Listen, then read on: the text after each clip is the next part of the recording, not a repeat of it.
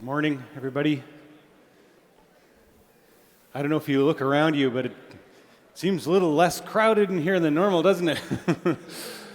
I mean, holy. I am so happy that you are here. This is very good. By the way, there's lots of room down here for all those people who climbed into the nosebleeds. If you ever want to come on down and sit by, you can sit. There's plenty of seats in the front row. Look at that. So yeah, we're going to continue on chapter 9 today and Monday. I think I'll be continuing with this stuff. I think I've overplanned a little bit, so there'll be. I have an example from 2 days ago with the tipping refrigerator. We'll do that first, and I might not do the final example. We can do that on Monday, and then we'll get into the chapter 10 stuff on vibrational motion. You got Andrea here. Thank you very much. But anybody, of course, can just shout out. If they have any questions, that's also completely allowed, as long as I can hear you.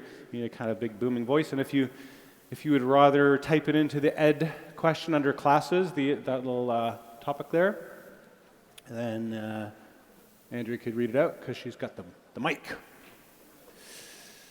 Yeah, so as promised, want to do this?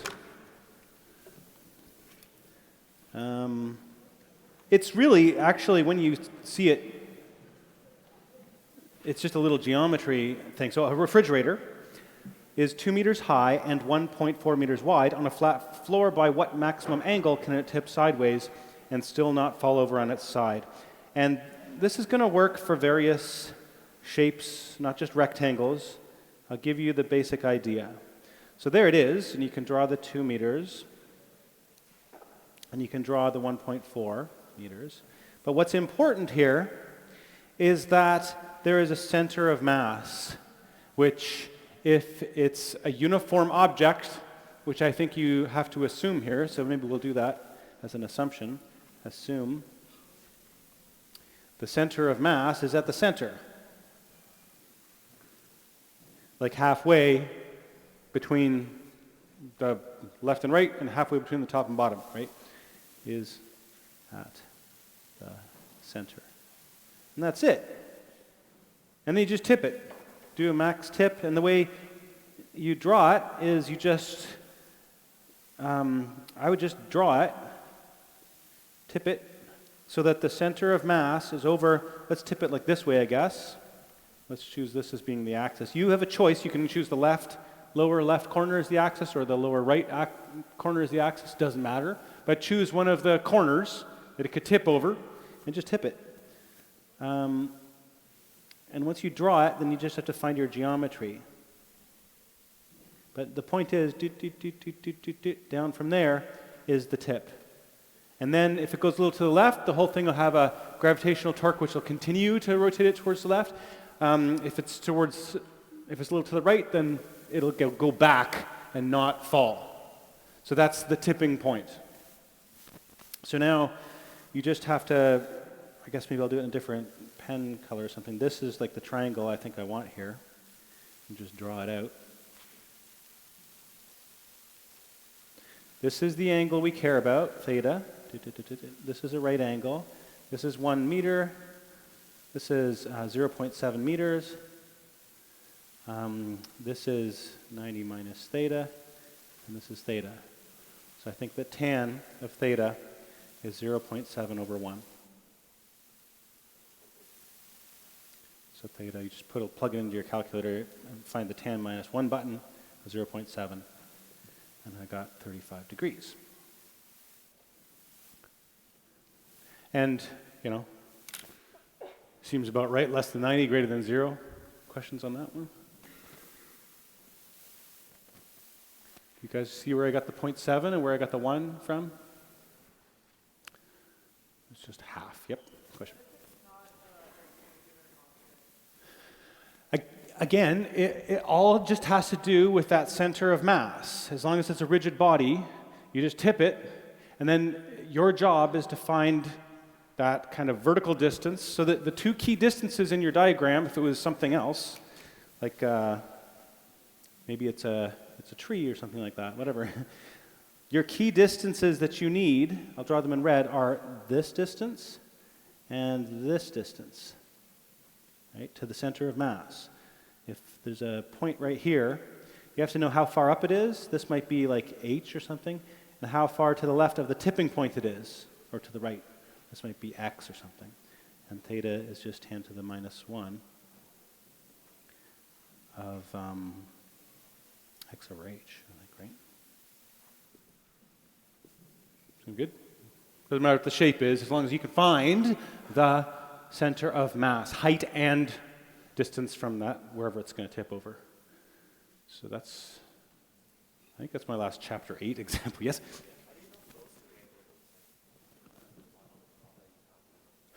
Yeah, great question. So I know that this is a vertically up line, and this is theta where I'm trying to find, that tipping angle, I guess, because when it goes to 0, it's not tipped at all. So this angle, the distance between the angle between the floor and straight up is 90. So this is 90 minus theta. And since I've now got a triangle, and this is 90, and this is 90 minus theta, the sum of the interior angles is 180. So this other one has to be theta, I think. Great. Another great question. Okay. There's an announcement I was asked to make about exam jam. So you guys are part of the Arts and Science Student Union, which is a student union, group of students that represent you in various ways. And one of the things they do is every year in both semesters, actually, they run an exam jam, meaning that it's just, there's like healthy snacks, massages, possibly a cute dog. But they also have these, I guess, review sessions that are meant to be a little bit fun, but a little bit serious. So I'm one of them, I guess. And you might see other courses here.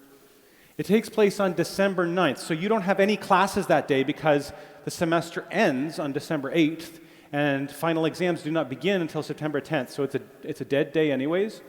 So if you have time, you could come on down to Sid Smith. I think they're all in Sid Smith. Should be fun. They might update the schedule, but I'll be there. Maybe we'll do a liquid nitrogen train or something like that. I don't know if you're around that day. If Pius is around, then we'll do something fun. Okay, and let's do a learning catalytics. Get things rolling.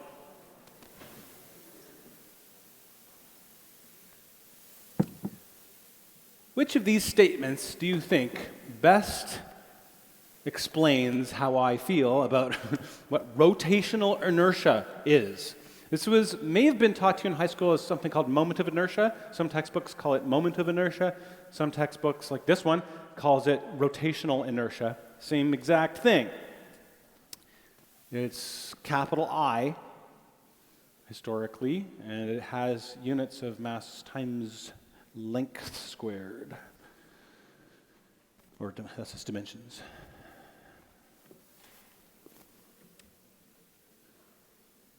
Maybe if you have a neighbor, check with your neighbor. You guys are a bit more spread out. You can yell.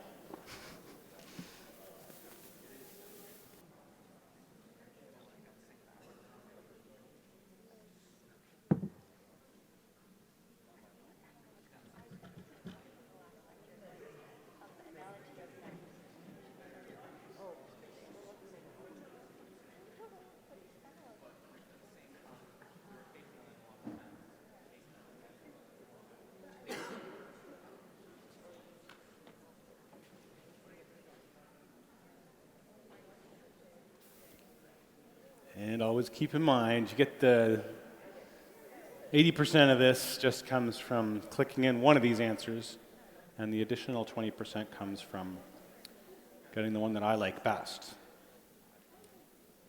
So I got 216 going once, going twice, and you guys want to click in? Okay. I think what I liked was this. This is what I was trying to get at. But basically, there's this whole idea is it's the number that you stick in like Newton's second law. Newton's second law for linear motion. If you want to find something's acceleration, then it equals the net force divided by mass. And if you want Newton's second law for rotation, you need a new number, which is alpha is equal to the net torque divided by I. So that's where it comes up, really. Any thoughts, questions, discussion boards, okay? It's a number. We had talked about this before. You can figure it out if you have a collection of masses as being each point mass times the square of its distance from a rotation axis. Just sum those all up.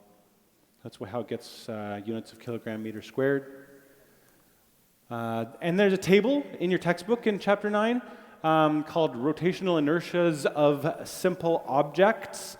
And a hoop, a very thin hoop, actually has all of its mass at the same exact distance from the axis.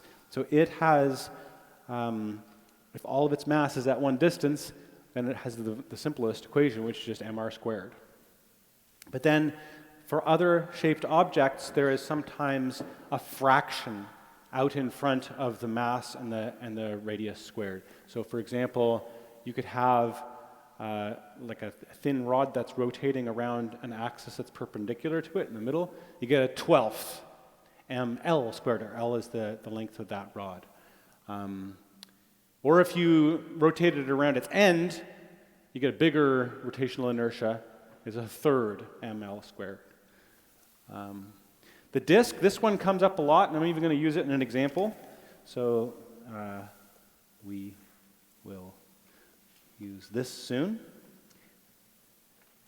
If you have a solid disk, so like a wheel, where all the mass, it's like a uniform mass in the middle, well, some of its mass is right near the axis, and some of its mass is way out at R, but it's kind of spread all over.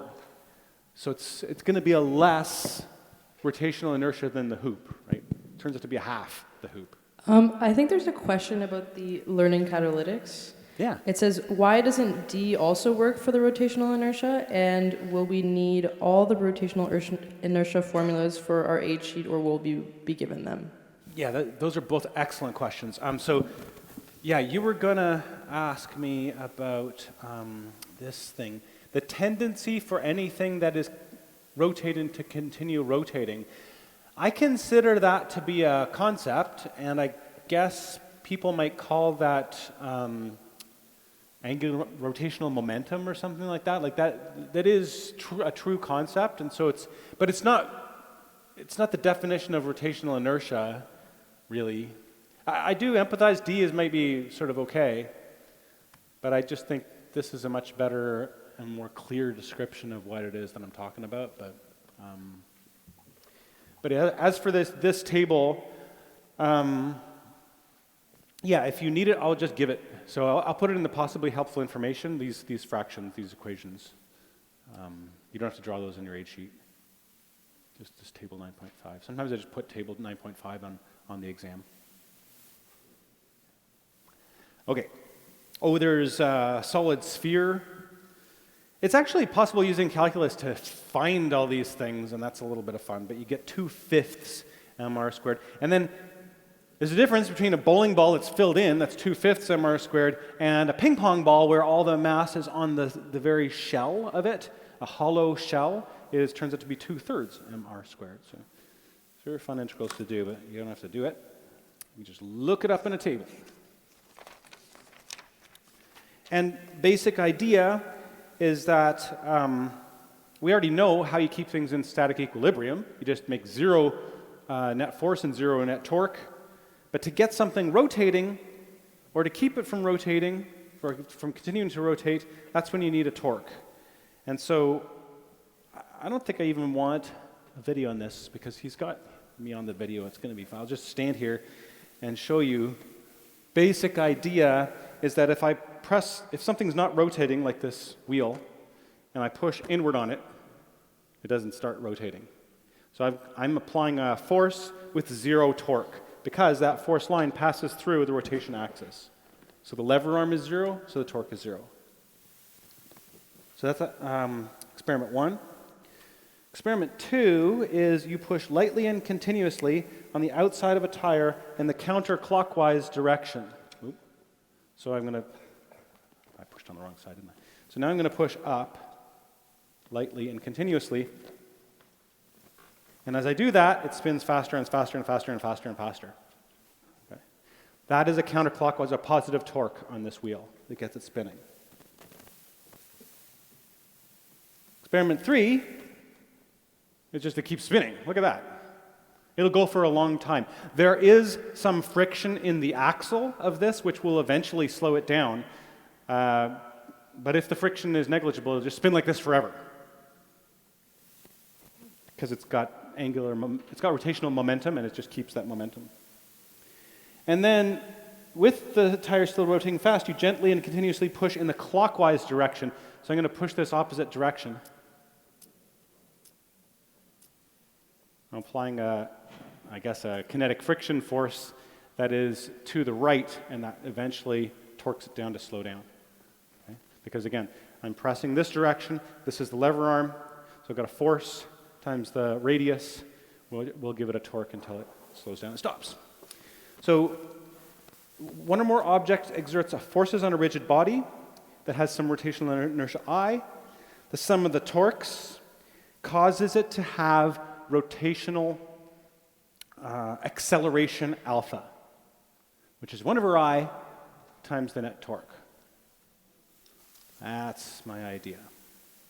And so this is where the analogy chart comes in.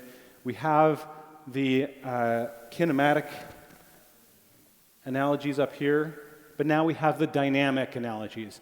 The rotational analogy of force is torque. The rotational analogy of mass is rotational inertia. And the rotational analogy, I guess, of Newton's second law is that the rotational acceleration in radians per second squared is equal to the net torque, or the sum of all those torques, which could be positive or negative. I guess depending if they're counterclockwise or clockwise, you can have a bunch of torques. And then you divide it by the rotational inertia. Should we do an example? This one is coming from the MyLab. 2 discs are cut from the same uniform board. The radius of disk B is twice the radius of disk A, but it's the same material. So what I actually think is that it's twice the area, because it's twice the radius. No, wrong. It's twice the radius, so it's 4 times the area, because the area of something that's double the size should be 4 times as much, so 4 times the mass. But it's also got twice the radius, so I think it's a factor 2 in the radius, factor 4 in the mass, should be a factor of 4 times 4, or 16 more rotational inertia. But also you've got an equivalent force on both of them. The disks can rotate with negligible friction. There's a very light battery-powered fan attached to the disk as shown. When switched on, the fan exerts equal forces on the disk, but at different distances. So you're torquing this one twice as much as this one. And it's just asking to compare the angular accelerations. So FA equals FB. And we'll just call this F. But in both cases,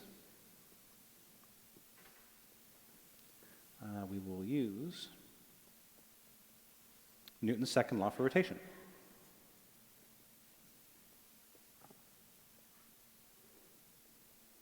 And we're going to use solid disk, the 1/2 thing. So it's just alpha is equal to the sum of the torques divided by I. And so we can split up here. A is going to be 1/2 ma times r squared. So this is the solid disk equation I warned you we were going to use, which I would put on your possibly helpful information on the final exam. I'm going to assume here, it says actually that they're from the same uniform board. The disks are made of the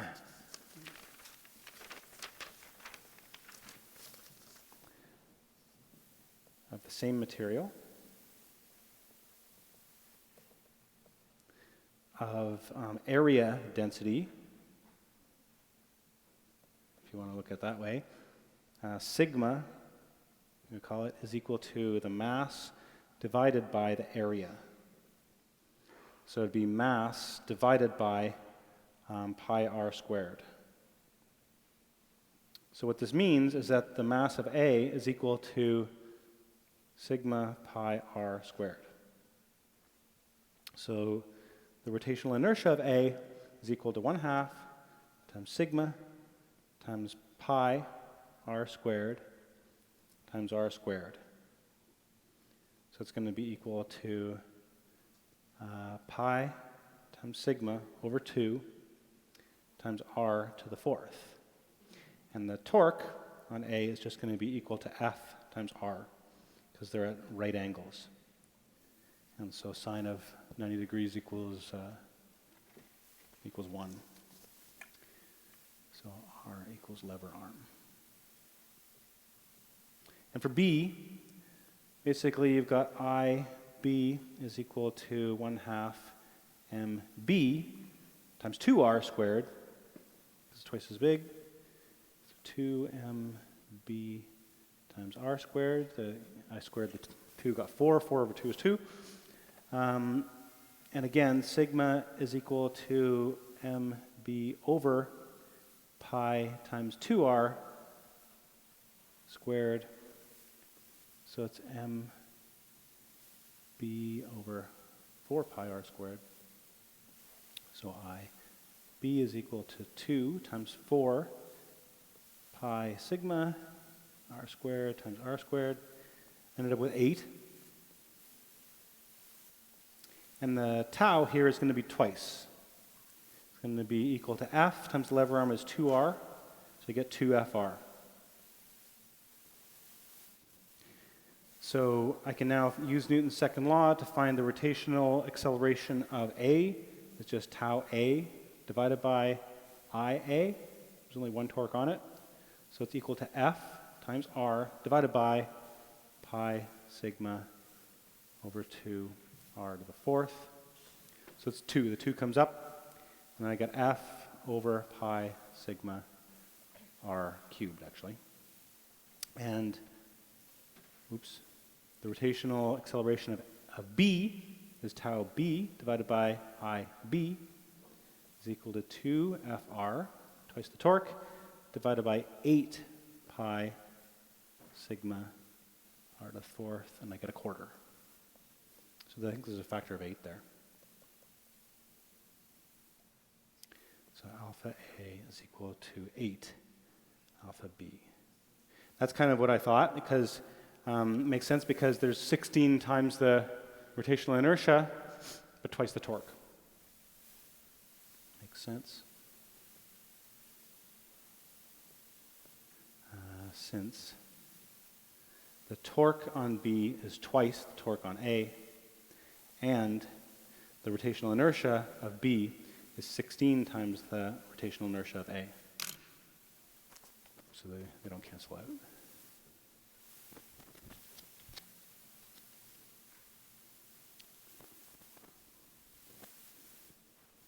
Good. Just trying to figure out, with a force, what's the rotational acceleration that in radians per second squared of this rotating object once you've got a force on it. And then you can maybe use rotational kinematics or something if you wanted to know how fast it's going later, like what its omega is, or what angle it turned, or something like that. Okay. I think the next is I want to do some pulley questions. What time is it? We got some time. I'm going to be rotating on that chair later. Yeah, I'm done with this if you want to hang it, actually, yeah. That's going to be our gyroscope. Okay.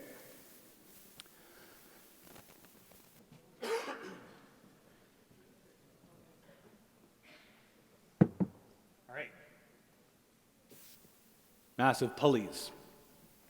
We always assumed that these pulleys were frictionless, massless, but now you can have, still going to be frictionless, because it's kind of hard to do axial friction, but you could use solid disk or one of these equations if you have the rotational inertia of the pulley to solve a problem where there's rotational inertia in the pulley. So let's do some learning catalytics. Basically, I'll kind of give you my idea here, is that whatever this tension is, let's write it here. Let's call this maybe the tension 2, right?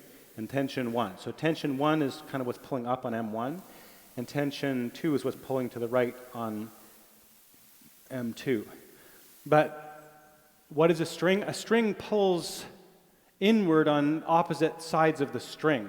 So what you want to think of is this same tension pulling to the left on the pulley right here and pulling down on the pulley right here. So this is, well, it's T2, right? T2 is pulling to the left on the pulley there, and T1 is pulling downward on the pulley there. And there's some radius of the pulley in both cases. All right? And then the other thing that might happen is that if this thing's falling down with some acceleration, then I think that the pulley will have to have an angular acceleration alpha, which is clockwise. Clockwise, rotational acceleration goes with downward acceleration, downward regular acceleration of M1. So that's how you analyze this thing. But let's step through it. I've got 3 learning catalyst questions for you. Let's do the first one. Mass M2 is on a frictionless table. It is attached to a cord that wraps around a massive pulley of radius r and is attached to a hanging mass M1. And assume that the axle of the pulley can rotate without friction. After the system is released, how does the magnitude of the tension in the rope attached to M1, T1, compare to the force of gravity, M1g, on M1? This is a bit of a review question here for you, but think about this for a little bit. And if you remember, I may have asked you a similar question in the past.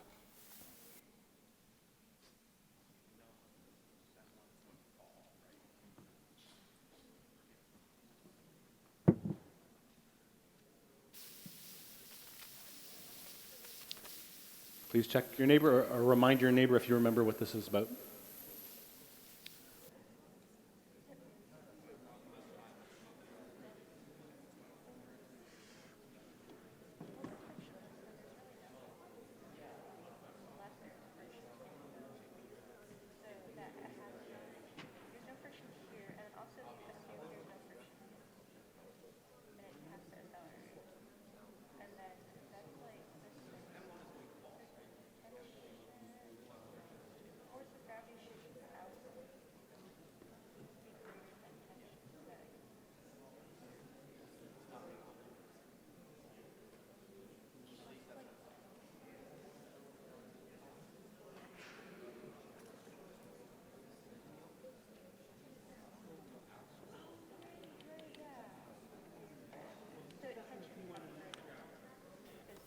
You guys remember this one?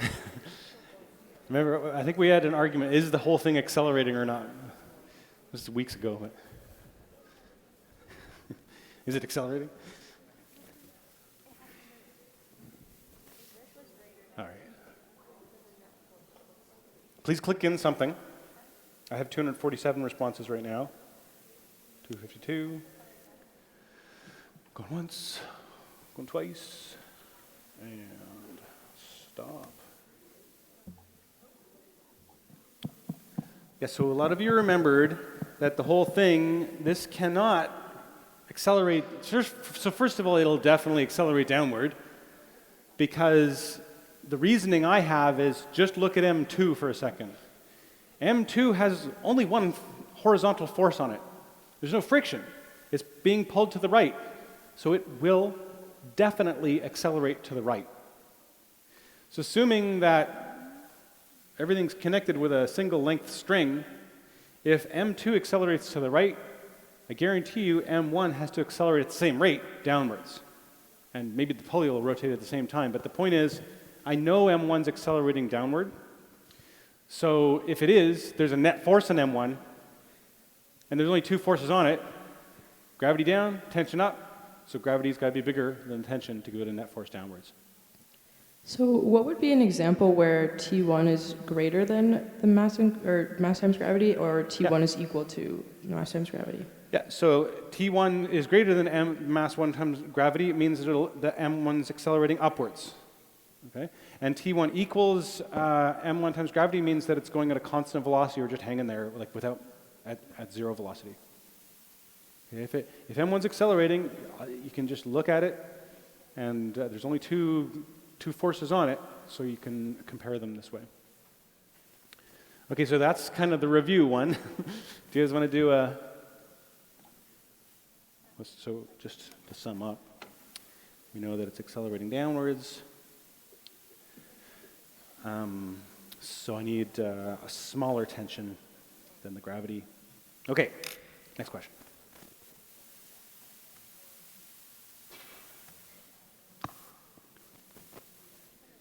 Same thing. After the system is released, how do the tensions in the two ropes compare? This is a torque question. Please check your neighbor. Make sure you understand these torques.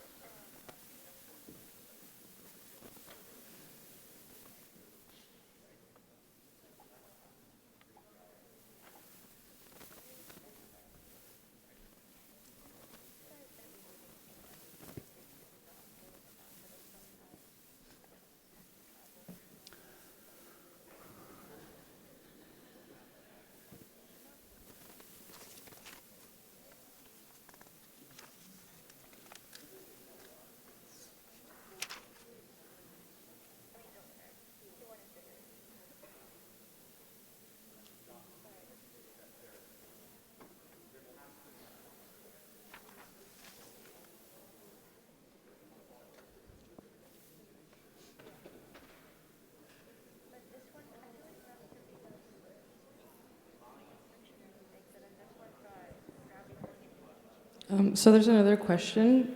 It just says, how did you get the fractions in the common L equals mr squared formulas? Yeah, that's a great question. Those come from calculus. You can basically add up all the little dm's and all the little r squareds for every little particle in an object and find its total rotational inertia. Like I say, it's a fun calculus problem to do. But for this class, what we're just going to do is just read the fractions and trust it from the table. Okay. I didn't solve for those. Okay, going once, going twice. Survey says a lot of people like A. 55% of you like A. There was another cohort voting for C. I like A. But basically, yeah, the idea here is that so once again, my reasoning is there's only one horizontal force on M2, and it's to the right. Therefore, M2 must accelerate to the right. Okay? Therefore, the pulley has to be turning clockwise. Okay? It has to be, not only has to be turning clockwise, it has to have acceleration that is clockwise. Okay? So let me write the reasoning. So since M2 is accelerating to the right, therefore, the pulley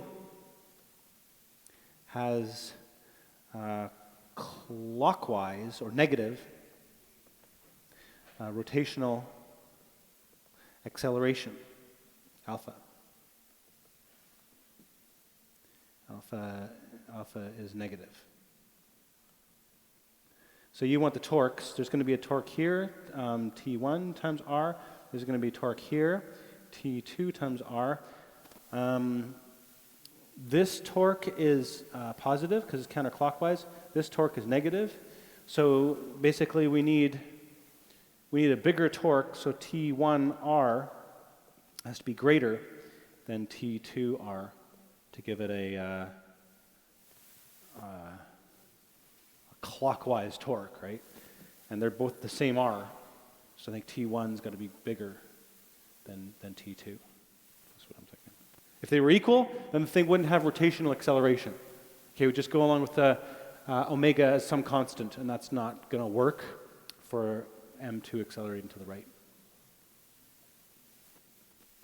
And we can solve this out.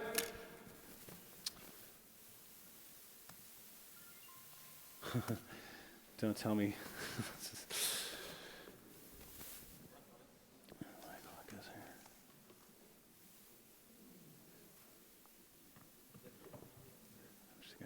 I'm going to take a picture of the Oculus. I like the Oculus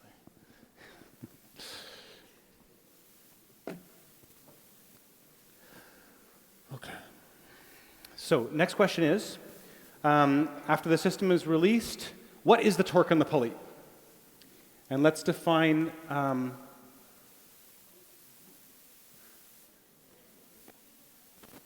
counterclockwise is positive once again. So which of these is the torque? And then we'll be done with these.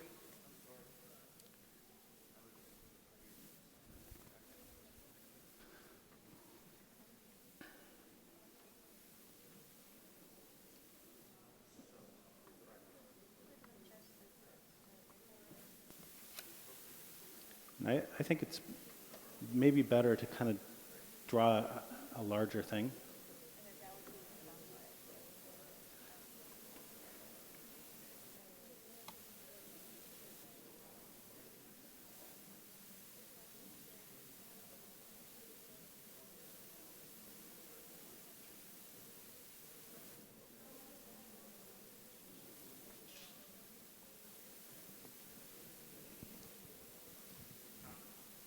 There's another question. It Yes? says, for learning catalytics 3, could you please re-explain why the torque was positive for T2?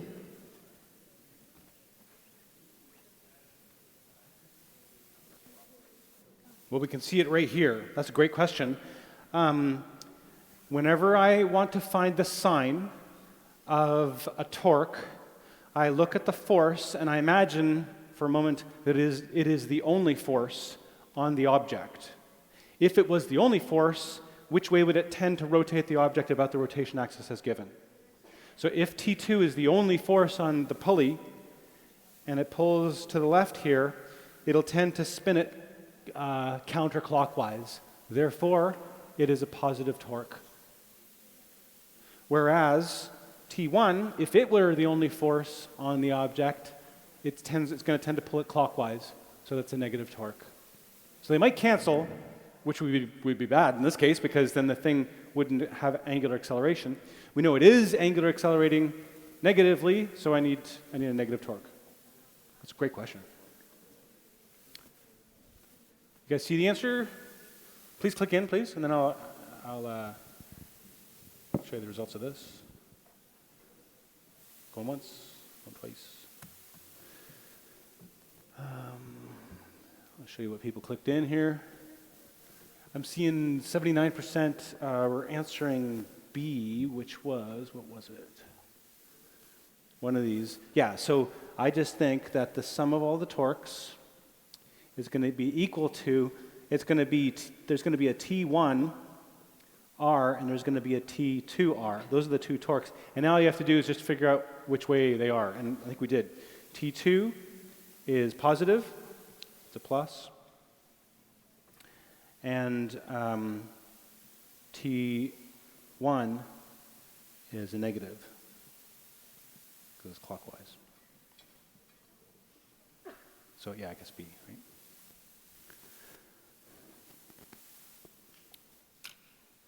So I tend to write down the magnitudes first and then figure that out. So why don't we do some demos since we're here?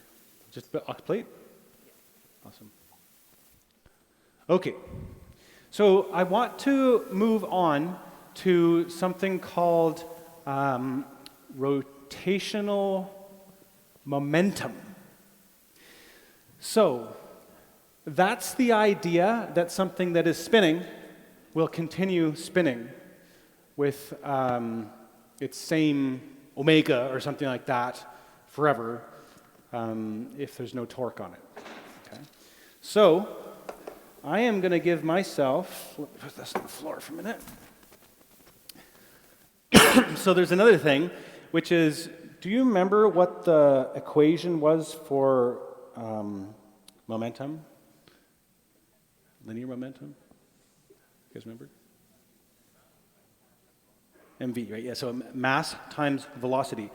So the rotational analogy for a momentum would be, what's the mass? I, right? So I is the rotational inertia, which has two components to it. It has the mass, but it also has the distance from the rotation axis. So I can change my rotational inertia. This is high out, I is high, or I is low, depending if more of my mass is at the rotation axis or if it's farther from the rotation axis. So I can change now I. So if I give myself some particular angular speed and I change I can change my angular speed, decrease. So what's going on here is that the product of I times omega is constant. If I is low, omega is high. If I is high, then omega goes down. Okay? So that's kind of cool. Woo! And then I can use my foot to put a torque, right? Okay. Got another one. So let's do this. It also turns out to be important what direction So remember how momentum had a direction, right? It wasn't like kinetic energy, which was a scalar. So also rotational momentum has a direction. So, for example, I'm going to keep my foot on the ground here, and I'm going to give this thing a clockwise up. Like if I'm looking down from above, it looks like the clock is ticking. So it's got clockwise angular momentum. And I can take my foot off now. And if I turn this the other way, I got to get it going faster than this. Oh. The idea is, okay, maybe I should get it going a little faster, if I can. So I can actually flip this over. Gotta be careful here not to. I had a professor, Nathan Isger, who did this experiment in front of us with probably this exact same wheel in like 1989, and he ended up bleeding. He cut himself on one of the spokes, but it didn't let him phase him. He just kept going the whole lecture, and we were like, oh my God, this guy is dripping blood. I am okay, because we have Pius in charge of safety, thank God.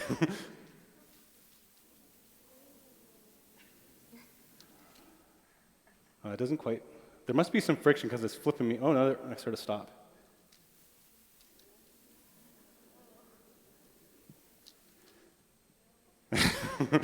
Okay, so basically whatever rotational inertia I have, it wants to keep that rotational inertia, so it's clockwise. So if I flip it around, that's the weird thing. If you take something that's rotating clockwise, look, it's rotating. Oh, let's do it slower. Can you see that it's rotating clockwise?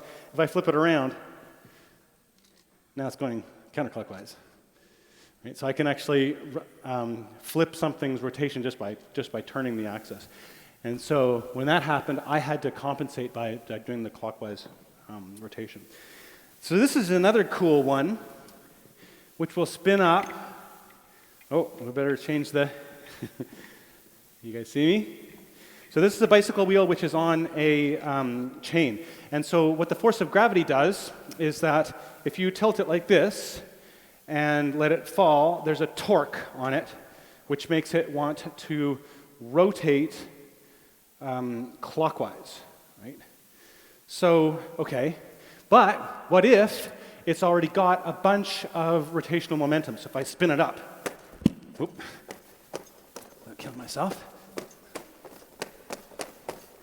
And now I let gravity have a torque on it. By letting it go, it doesn't fall. Instead, what it does is it precesses. So this is called, this is like gyroscopic motion. So the torque of gravity is making a little change to the rotational momentum. Like with L is the rotational momentum, it changes a little bit. But when it does that, it changes the direction of whatever this rotational momentum vector is, so it just goes around in a circle like that. It's called precession of the axis. Same exact thing happens, by the way, with the Earth. The Earth has a rotation axis, and there is a constant gravity force, not very constant, but a continuous force from the Moon as the Moon orbits the Earth, and what that does is it causes the Earth's rotation axis to precess around. This one takes maybe, 5 seconds to go all the way around. The Earth's rotation axis goes around once every 18,000 years and goes sort of through all the equinoxes, or all the constellations of the zodiac. So let's go back to laptop one. I was going to do an example of this, but like I say, I think these were a little more important, so I'm going to do this, promise, on Monday, is go through to try to figure out this massive pulley. So basically with the massive pulley, the idea here is that if M1 and M2 move some distance, s, then the rate of change of that distance is going to be v, and that's going to be omega times r. Okay.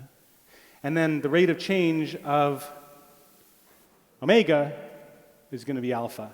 It's going to be the same. So I guess there's 3 things going on here. It's got some distance it travels, some speed it travels at, and some acceleration. Those are going to be the same, v, some acceleration. And for the pulley, you're going to have the same thing. You're going to have some, theta, you're going to have some omega, and some alpha. And they're all going to be related by these equations. They're actually the same equations that we have for rolling without slipping. And so there is something a little similar about a pulley motion with a string going over a pulley. And remember that whole rolling without slipping? If a car is accelerating, there's going to be angular acceleration of the wheel and linear acceleration of the axle.